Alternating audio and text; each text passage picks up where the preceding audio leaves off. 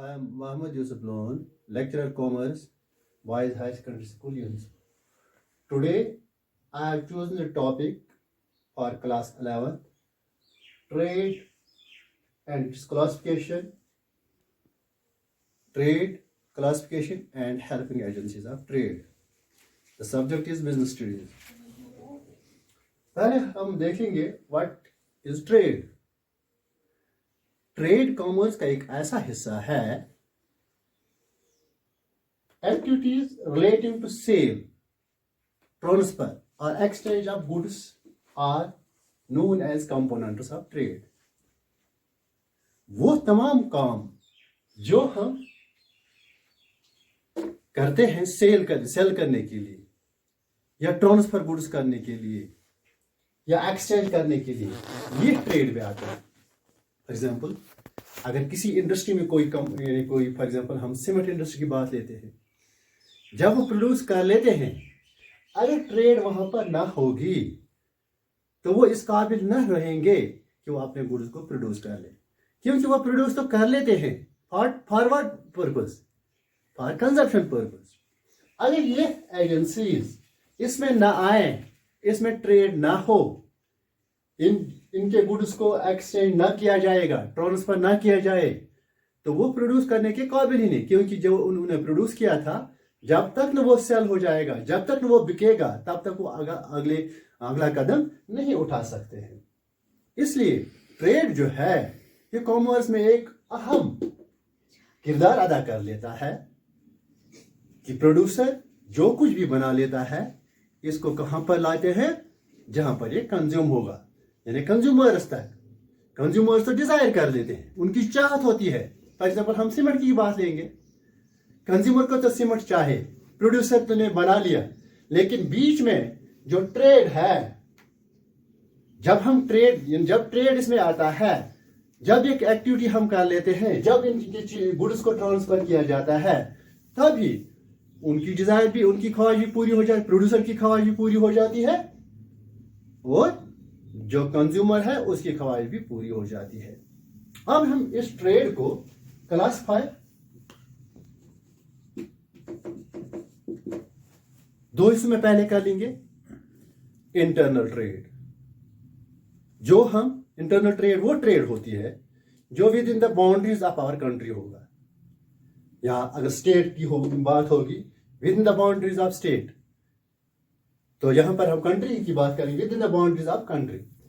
इसके दो हिस्से हैं इंटरनल ट्रेड के। पहला है होलसेल ट्रेड।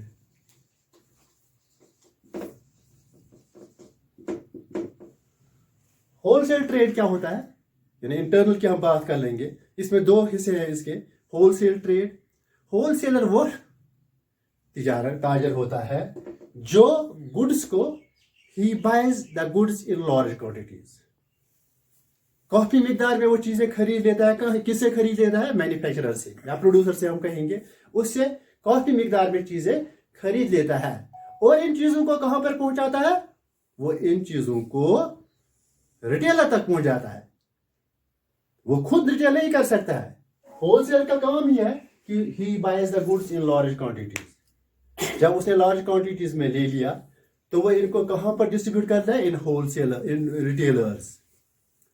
तो अब हमने पहला देख लिया, इसका पहला पार्ट जो था इंटरनल ट्रेड का, वो होलसेलर था, यानी प्रोड्यूसर के पास होलसेलर ही जाता है। फॉर एग्जांपल, उसने सीमेंट होलसेल के प्रोड्यूसर को पहले होलसेल मिलेगा, होलसेलर उससे काफी मिकदार में गुड्स यानी खरीद लेगा और ये होलसेलर जो होगा वो किनको अपने इस गुड्स को बेच देगा? ट्रेड रिटेलर्स को। तो बीच में क्या है? इसने अपना कमीशन जीत लिया। कमीशन के लिए कर लेता है, कमीशन कमाने के लिए कर लेता है, तो इसने होलसेल से अपना कमीशन निकाल लिया। अब दूसरा है रिटेलर। रिटेलर कौन होता है?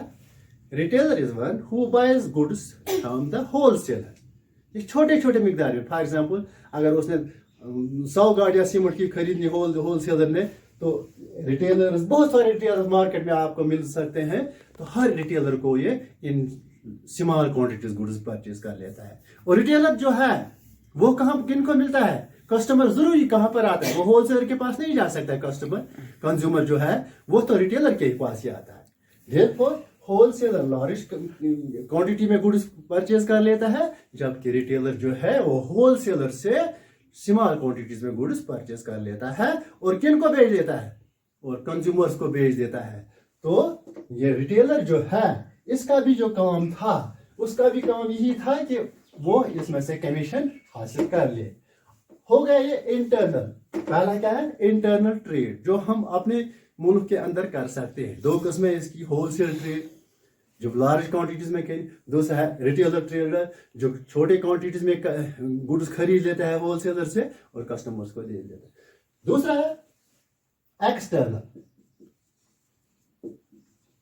ट्रेड। एक्सटर्नल ट्रेड क्या होता है? जो गुड्स हम दूसरे मुल्क के साथ कारोबार कर ले। एक्सटर्नल ट्रेड के लिए, अब फॉरेन ट्रेड से हम कहते हैं, इसकी तीन किस्में: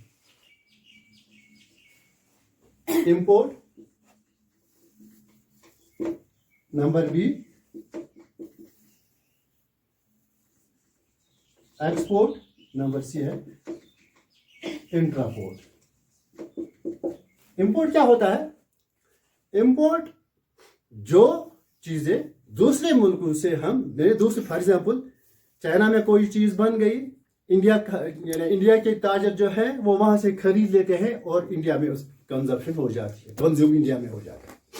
यानी इंपोर्ट, दूसरे मुल्क में चीज यानी तैयार हो जाता है, मैन्युफैक्चर हो जाता है और हम उसे वहां पर खरीद लेते हैं, अपने मुल्क में कंज्यूम कर लेते हैं, उसको इंपोर्ट कहते हैं। एक्सपोर्ट क्या होता है? हम खुद अपने मुल्क में कोई चीज तैयार कर लेते हैं, प्रोड्यूस कर लेते हैं, तो दूसरे मुल्क को बेच देते हैं।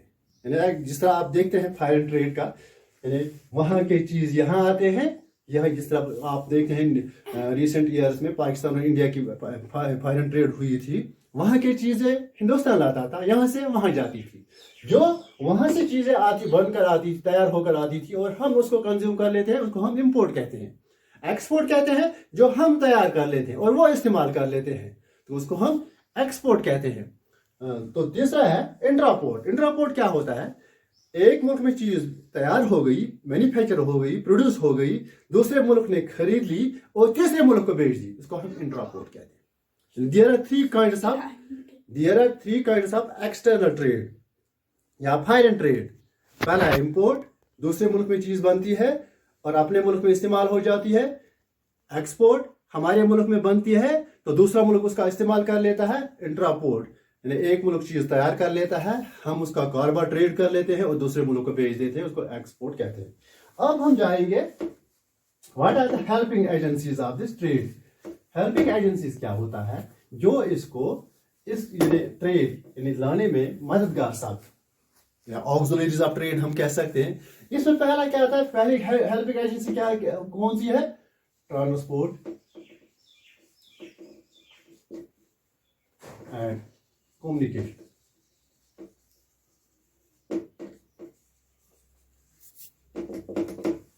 ट्रांसपोर्ट एंड कम्युनिकेशन, यानी जब कोई चीज फैक्ट्री में तैयार हो जाती है, नेचुरली है वो वहीं पर कंज्यूम नहीं होगी, उसको तो दूर दराज इलाकों में लेना पड़ता है। इसके लिए हमें किसी एजेंसी की जरूरत थी जो इन चीजों को ट्रांसफर कर ले from that place where they are produced, जहां पर वो तैयार हो जाती हैं। फॉर एग्जाम्पल अगर सीमेंट हमारा श्रीनगर में तैयार हो जाता है तो कुपवाड़ा के इलाकों में हमने उसको कंज्यूम कर लेना, वहां पर पहुंचाना पड़ता है, तो यह कैसे आएगा? देयरफॉर यहां पर हमें इस ट्रांसपोर्ट की जरूरत पड़ती है। ट्रांसपोर्ट क्या होता है? Transport, to transfer things from one place to another place, इसी का नाम ट्रांसपोर्ट है। यानी इसकी जो पोजीशन होती है, for example cement bag Srinagar में था, इसको उठा लिया गया, दूसरी जगह पर लाया, तो उसको हम ट्रांसपोर्ट के जरिए हम इसको, यानी ये हेल्पिंग एजेंसी है जो इसको वहां से लाती है और वहां तक पहुंचाती है जहां पर इसकी कंजप्शन होगी। तो ये पहली हेल्पिंग एजेंसी है। इसके बगैर प्रोड्यूसर जो है वो कुछ नहीं कर सकता है, क्योंकि उसको पता है जो मैं मैन्युफैक्चर करता हूं ये यहीं पर कंज्यूम नहीं होगा, ये किसी दूर इलाके में हमने कंज्यूम कर लेना है, इसकी डिमांड जो है दूर इलाके में लेना पड़ता है। इसलिए यहां पर हमें पहले चीज किसकी जरूरत पड़ती है? ट्रांसपोर्ट की। दूसरा है कम्युनिकेशन। कम्युनिकेशन के लिए भी हमने क्या, कम्युनिकेशन क्या है? टू ट्रांसफर वंस आइडियाज, यानी अपने ख्यालात को ट्रांसफर कर लेना पड़ता है। क्या ख्यालात यहाँ पर होंगे हमारे? फॉर एग्जाम्पल हंदवाड़ा में एक होलसेलर है। अगर होलसेलर को अपने इस मैन्युफैक्चरर को कहना है कि क्या मेरे लिए माल तैयार है, तो उसको आने की जरूरत नहीं पड़ेगी। तो वो इस कम्युनिकेशन के जरिए, मीडिया के जरिए उस तक अपने यानी फोन उठाएगा, तो उसे कर लेगा कि क्या हमारा जो मटेरियल है क्या हम ला सकते हैं, क्या हम गाड़ियां बेच सकते हैं। तो अपने ख्यालात को प्रोड्यूसर तक, या प्रोड्यूसर उसको कहता है कि मेरे पास माल है, आप अपनी गाड़ियां लाओ, तो ये ले लो। इसके लिए एक मीडिया जो है, एक एजेंसी जो है, दैट इज कम्युनिकेशन लेना पड़ता है। इससे टाइम भी बच जाता है हमें और बिल्कुल इन कनेक्शन रहते हैं दोनों, कौन, होलसेलर, रिटेलर, सब इसके जरिए। Therefore this is helping agency. Finance, मतलब बैंकिंग एंड फाइनेंस। अगर ये फाइनेंस और बैंकिंग ना होगी तो जरूरी मैन्युफैक्चरर को भी, होलसेलर को भी बैंक्स की जरूरत पड़ती है, क्योंकि जब पैसे खत्म हो गए, बैंक्स या पैसे सबमिट कर लेने हैं, पैसे डाल देना है, पेमेंट कर लेना है, थ्रो बैंक्स होता है। और फाइनेंस या पैसे की कमी पड़ जाती है, बैंक फाइनेंस कर सकता है, या अदर फाइनेंशियल इंस्टीट्यूशन भी इसको फाइनेंस कर सकते हैं। तीसरा है इंश्योरेंस। पहले मैंने बताया था, आपने पहले लेसन में भी बताया था ना, risk is associated with every business, यानी हर एक के साथ रिस्क एसोसिएट है। इसलिए इस रिस्क को कम करने के लिए हमें यहाँ पर कौन सी एजेंसी काम यानी हेल्प कर लेती है? That is insurance. इसके बाद है वेयर हाउसिंग।